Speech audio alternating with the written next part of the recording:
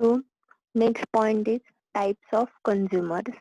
There are two types, institutional consumers and retail consumers.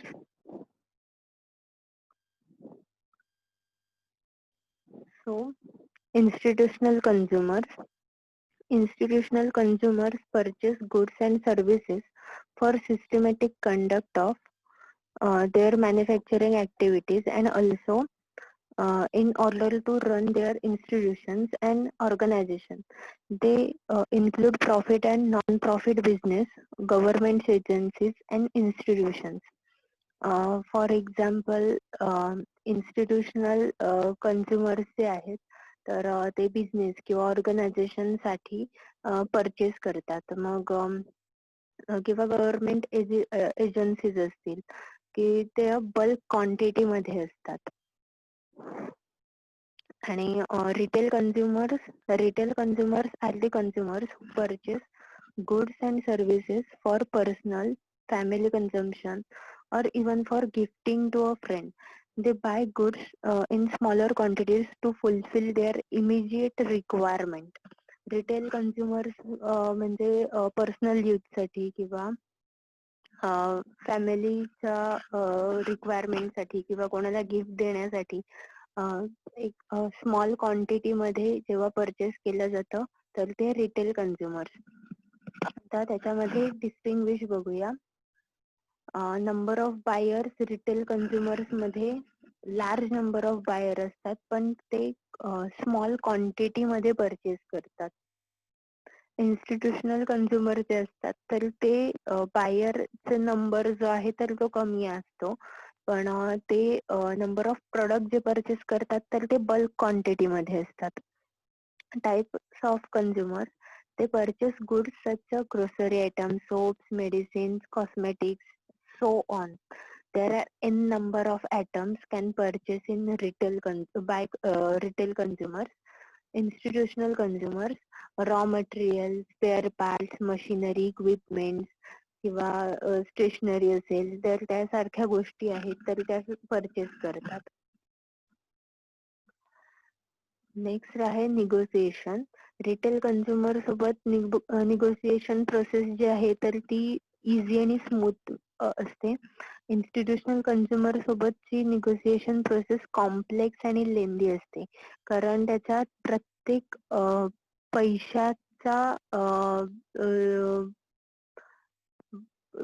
पैशाला तितका importance असतो. म्हणजे 0.5 पैसे किंवा 1 रुपी ही कॉस्ट सुद्धा मोठी बेअर करावी लागते ऑर्गनायझेशनला बार्गेनिंग पॉवर मध्ये जेव्हा ते सेल करत असतात गुड्स. कारण बल्क क्वांटिटी मध्ये सेल करताना ते जेव्हा बार्गेनिंग थ्रू प्रत्येक प्रोडक्ट मागे 1 रुपी जरी कन्सिडर केला तरी 1000 प्रोडक्ट मागे त्यांचे 1000 रुपीज प्रॉफिट जे आहे तर ते जातात. नेक्स्ट आहे nature of purchase for personal use and institutional consumers for professional and business use. Demand is direct demand and derived demand. त्याची म्हणजे रिटेल कन्झ्युमर्स मध्ये आपण म्हणतो जर एखादं लॅपटॉप हवा असेल किंवा एखादा पीसी हवा असेल तर आपण जाऊन डिरेक्टली परचेस करून येतो कारण ते आपण 1 किंवा 2 फार तर घेऊ शकतो. इन्स्टिट्यूशनल कन्झ्युमर कसे बल्क क्वांटिटी मध्ये ऑर्डर देतात मग त्यांना ते प्रायर सांगावं लागतं की किती आयटम्स त्यांना लागणार आहेत, कसे लागणार आहेत. नेक्स्ट आहे लोकेशन. लोकेशन रिटेल कन्झ्युमर जर आहे तर ते डिस्प्रेस्ड असतं आणि इन्स्टिट्यूशनलचं कॉन्ट्रॅक्टेड असतं. कारण आता ऑनलाईन बाईंग जेव्हा करतो तर तेव्हा सुद्धा आपण त्याच्यावरचा ऍड्रेस चेंज करत असतो. ठीक आहे. तेच इन्स्टिट्यूशनचा ऍड्रेस चेंज होईल का तर नाही. नेक्स्ट कन्झ्युमर्स इन्व्हॉल्वमेंट इंडिव्हिज्युअल आणि इकडे company corporation partnership forms et cetera. Factors influencing buying decision personal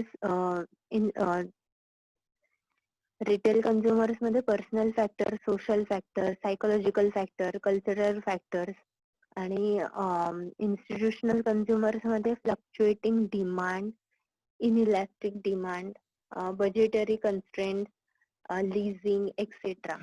आता एक्झाम्पल त्यांनी मेन्शन केलंय की फादर स्वीट्स परचेस करून आणतात फॅमिलीसाठी, तर ते इंडिव्हिज्युअल किंवा फॅमिली यूज साठी झालं. तेच जर स्कूलसाठी किंवा कॉलेजेससाठी परचेस करायचं असेल तर ती ऑर्डर बेंचेस किंवा लायब्ररीसाठी दिली जाते, की जी बल्क मध्ये असते. Diversity of consumers, diversity of consumer and their behavior. First one is diversity of consumers, characteristics, preferences, changes, customer variety मध्ये असतात, किंवा त्यांच्या प्रेफरन्सेस, टेस्टच्या, चॉईसेसच्या व्हरायटी असतात. तर डायव्हर्सिटी ऑफ कन्झ्युमर्स, आता त्याचं एक्झाम्पल पण इथे मेन्शन केलंय.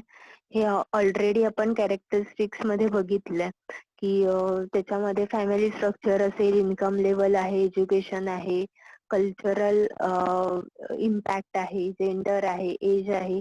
तर त्याच्यानुसार कन्झ्युमरचं बिहेवियर डायव्हर्स असतं, इंडिव्हिज्युअली किंवा एज वाईज पण ते चेंज होत जातं. नेक्स्ट आहे टाइप्स ऑफ कन्झ्युमर बिहेवियर.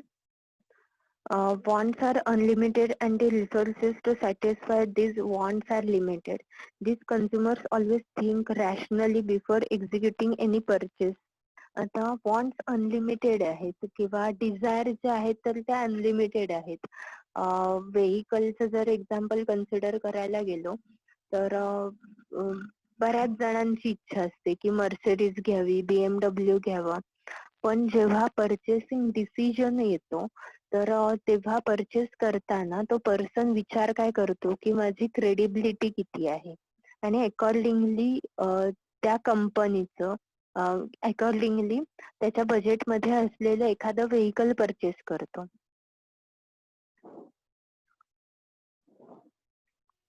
आता significant difference between brands, high involvement, that is complex buying behavior, and low involvement, that is variety seeking buying behavior. A few differences between brands, with respect to high involvement, dissonance, reducing buying behavior, and on the other hand low involvement, habitual buying behavior. High involvement काय आहे तर these terms means that a consumer is highly involved while purchasing a product. The costly products or luxurious goods are called high involvement products. आता हाय involvement प्रयोग मध्ये आपली jewellery आहे किंवा mobile आहे, कार आहे, कम्प्युटर्स आहे, तर ते हाय इन्व्हॉल्वमेंट असतात, कारण त्याच्यामध्ये personal choices, design, colour, number of options select केले जातात. Low involvement, this term means the consumer is not highly involved while purchasing the product. The low price product or inexpensive goods or daily use items are low involvement products. आता toothpaste असेल, soap असेल, groceries आहेत, तर त्या low involvement product आहेत. Next आहे complex buying behaviour. Complex buying behaviour, when consumer is highly involved in a buying and there is a significant difference between brands, then it is called complex behavior. The decision making becomes slow and complex as there is a great difference between brands. आता दोन product मधल्या brands मध्ये किंवा options मध्ये जर vast difference असेल किंवा खूप जास्त कंपॅरिझन करता येत असेल तर ती डिसिजन मेकिंग प्रोसेस जी आहे तर ती स्लो होते आणि खूप डिफिकल्ट होते, कन्फ्युजिंग प्रोसेस होते. The consumer must collect detailed information about the product characteristics and the marketer must provide adequate information about the product attributes. Detail information collect केली गेली पाहिजे, कारण जे प्रोडक्ट किंवा त्याचे सबस्टिट्यूट जे अवेलेबल आहेत, तर त्याच्यामध्ये काय काय व्हॅरिएशन आहे, त्याचे कॅरेक्टरिस्टिक्स किंवा फीचर्स काय आहेत. तर आता एक्झाम्पल कन्सिडर करायचं झालं तर लॅपटॉप आहे, किंवा मग त्याच्यामध्ये फीचर्स असतील, वॉरंटी असेल, size, sound quality et cetera. Next आहे variety seeking buying behaviour. Variety seeking buying behaviour मध्ये here the consumer's involvement is low while buying the product, but there is a significant difference between brands. Consumers mostly buy different products not due to dissatisfaction from the earlier product, but due to seek variety. Hence, it is the duty of marketer to encourage the consumer to purchase the product by providing them discounts, free samples, and by advertising the products a lot. Consumer purchase different snacks, chocolates, juices, etc. आता consumer buying behaviour मध्ये पण variety असते. म्हणजे substitute products किंवा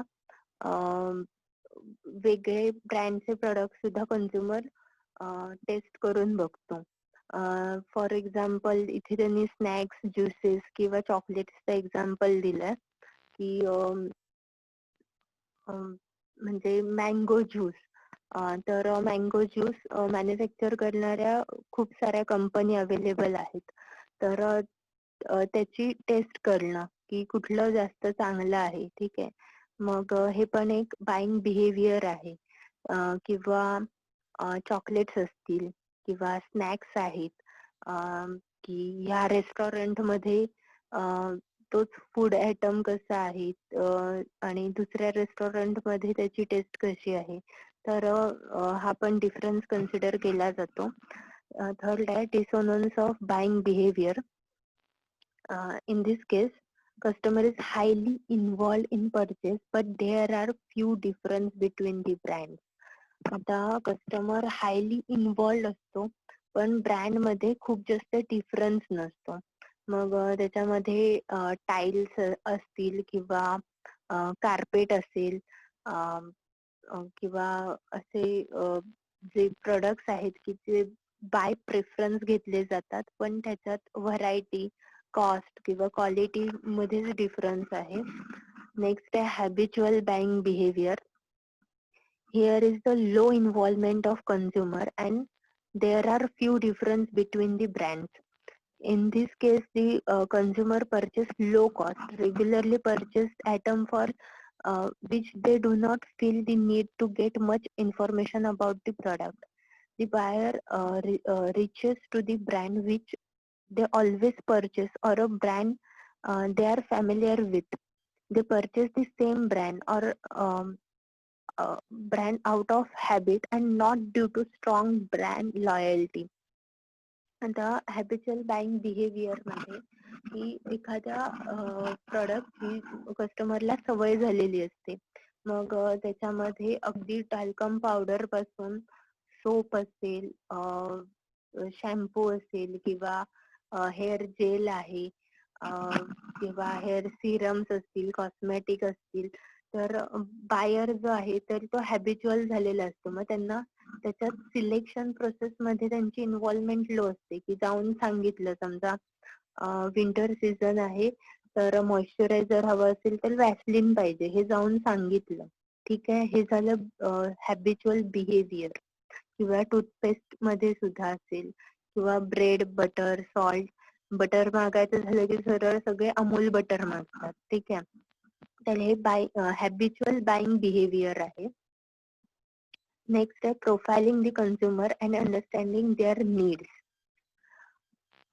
First of all, we have to identify who are the best customers, then how to find more customers like this, and where to find.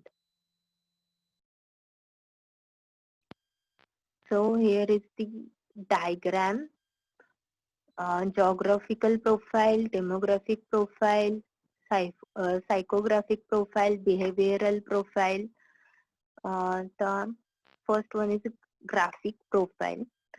The market is divided into different geographical areas like states, region, nations, cities, etc. The need of consumer different depending upon various geographical factors such as climatic conditions, socio-cultural factors, etc. आता ह्याच्यामध्ये geographical profile मध्ये कन्झ्युमरच्या need ज्या आहेत किंवा त्यांचं buying behaviour आहे तर ते चेंज होतं.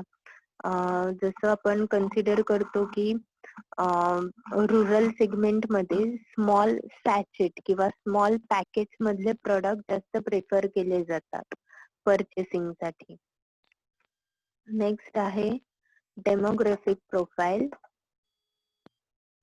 Demographic profile. In case demographic profile of consumers, the market can be divided into groups or classification of variables such as age, education, family size, gender, family life cycle, religion, race, occupation, income, nationality, social class, language, literacy, etc.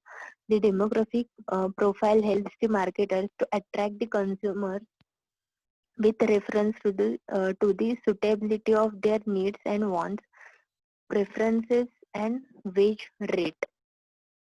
आता demographic factor जर consider केले तर त्याच्यामध्ये product काय आहे तर त्याच्यावरून हे फॅक्टर डिसाइड केले जातात. फॉर एक्झाम्पल यंग जनरेशन साठी जर प्रोडक्ट असेल किंवा किड्स साठीच जर प्रोडक्ट असेल तर हा डेमोग्राफिक प्रोफाईल आहे तर ती आयडेंटिफाय केली गेली पाहिजे. त्याच्यानुसार पोटेन्शियल कस्टमर आणि त्यांची मार्केटिंग स्ट्रॅटेजी आहे, त्यांचं बाईंग बिहेवियर आहे तर ते कॅल्क्युलेट करता येतं. डेमोग्राफिक फॅक्टर मध्ये एज. आता एज हा फॅक्टर खूप इम्पॉर्टंट आहे. त्याच्यात to meet the requirement of consumers belonging to various age group, the market producers variety of products. The marketers should frame appropriate marketing strategies as per the age group of the consumers. त्याच्यामध्ये clothes जर असतील तर त्याच्यात fashion किंवा variety ह्या गोष्टी आल्या पाहिजेत किंवा कार्टून कॅरेक्टर्स फॉर किड्स, नंतर decent and sober clothes for adult. Age factor किती इम्पॅक्ट करतो तर क्लोथ्स मध्ये सुद्धा त्यांनी व्हरायटी सांगितली आहे. नेक्स्ट आहे gender. Taking gender into consideration is an important element of segregating market into segments, as there are many products which are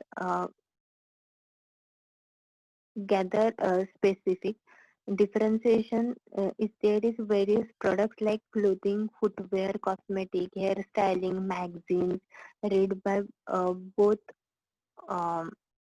genders. Marketers has to consider greater factors while performing marketing strategies. आता gender consider करायचं झालं तर जर समजा cloth manufacturing किंवा selling करायचे असतील तर त्याच्यामध्ये जेंडर स्पेसिफाय केलं पाहिजेत की काही ब्रँड्स स्पेसिफिकली विमन क्लोथ्सच सेल करतात किंवा काही ब्रँड्स जे आहेत तर ते फक्त जेंट्स क्लोथ्स आहेत तर तेच सेल करतात. नेक्स्ट आहे income, education and occupation. The purchasing power of consumer to buy a product depends on his income level.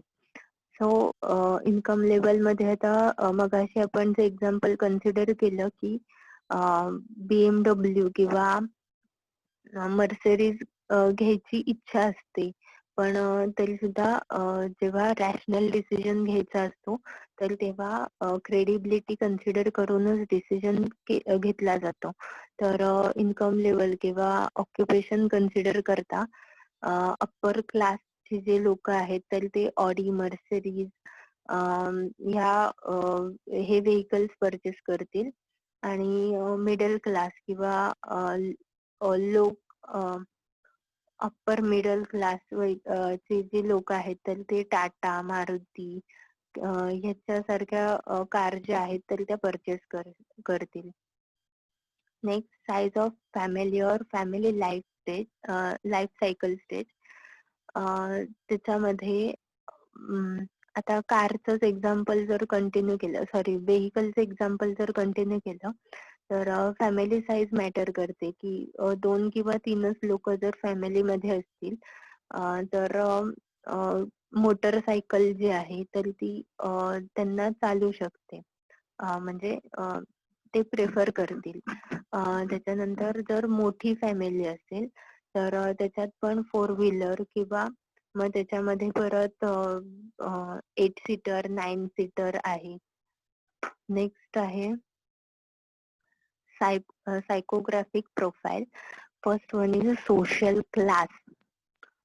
Social class मध्ये बाईंग बिहेवियर जे आहे तर किंवा बाईंग हॅबिट जे आहेत म्हणजे सोसायटी मधले स्टेटस मेंटेन करण्यासाठी असेल तर मग त्याच्यामध्ये आता एक्सपेन्सिव्ह बाईक किंवा कार अफोर्ड करणं.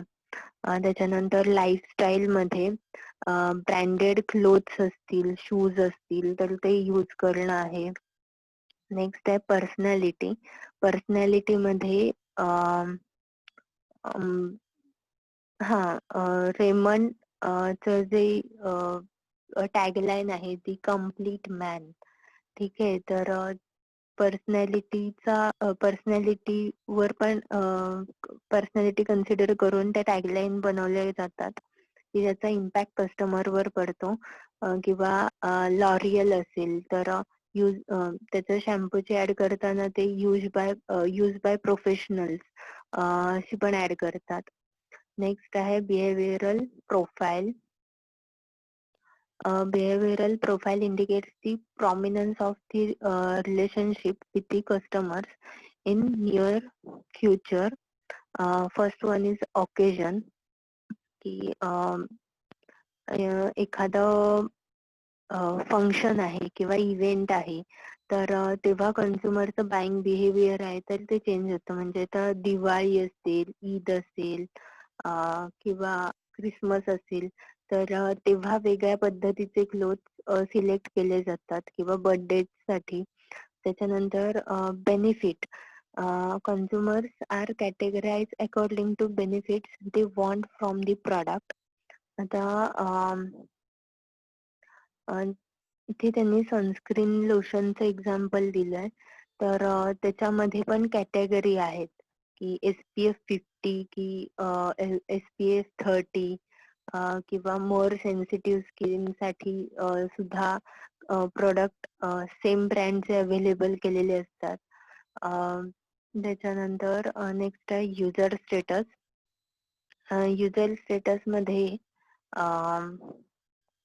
जसं क्रेडिबिलिटी किंवा इन्कम लेवल जी आहे ती वाढत जाते तसं बायरचं स्टेटस किंवा बाईंग बिहेवियर जे आहे तर ते सुद्धा वाढत जातं. Brand loyalty. ब्रँड लॉयल्टी मध्ये consumers are categorise according to level of loyalty towards a product brand.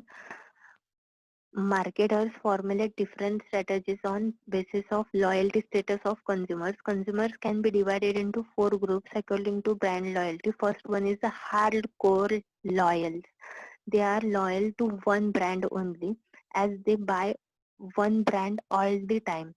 आता क्लोथ्सच्या बाबतीत ब्रँड लॉयल्टी असू शकते, हार्डकोर ब्रँड लॉयल्टी, किंवा कॉस्मेटिकच्या बाबतीत की परचेस करायचं झालं तर त्याच ब्रँडचं ते परचेस करतात.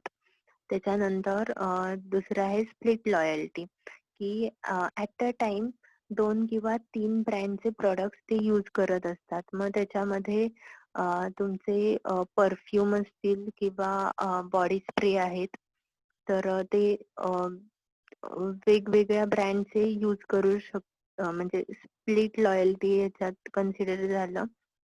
शिफ्टिंग लॉयल्टी मध्ये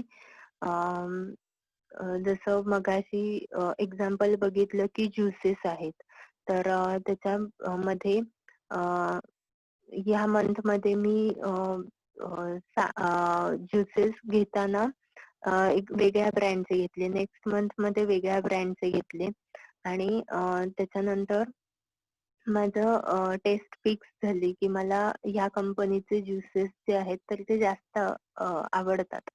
तर ते ज्युसेस प्रेफर करणं किंवा इथे Adidas शूज आधी यूज करत असलेला पर्सन नंतर Reebok शूज यूज करायला लागतो. हे शिफ्टिंग ऑफ लॉयल्टी. त्याच्यानंतर स्विचर्स मध्ये लॉयल्टी नसते. ते कुठलेही प्रोडक्ट परचेस करतात. म्हणजे आता छोटे मोठे प्रोडक्ट आहेत की ज्याच्यासाठी लॉयल्टीची अशी काही गरज नसते. म्हणजे एखादा पेन असेल किंवा आता पेन परचेस करण्यासाठी आपण त्याच्यात कम्फर्टेबल किंवा पेनचा स्मूथनेस किंवा ज्या गोष्टी असतील त्या की त्याचं प्रोडक्ट डिझाईन जे आहे तर ते पण कन्सिडर करतो. तर हे स्विचर्सचं एक्झाम्पल झालं. त्याच्यानंतर बायर रेडीनेस स्टेज. तर ही इम्पॉर्टंट स्टेज आहे. The market analyst the consumers on the basis of their readiness to purchase a product. जेव्हा बायर तुमच्या प्रोडक्ट बद्दल अवेअर नसतो, त्याला तुमच्या प्रोडक्टची इन्फॉर्मेशन नसते. म्हणजे समर सीझन आहे आणि एअर कंडिशन तुमचा एअर कंडिशनचा ब्रँड आहे, तर तुम्ही त्याची मार्केटिंग केली गेली पाहिजे की जेणेकरून तो कन्झ्युमर जो आहे तर तुमच्याकडून ते प्रोडक्ट परचेस करेल. ठीक आहे, थांबूया इथेच. पुढचा पॉइंट जो आहे कन्झ्युमर इन्व्हॉल्वमेंट, तर तो नेक्स्ट लेक्चरला बघूया.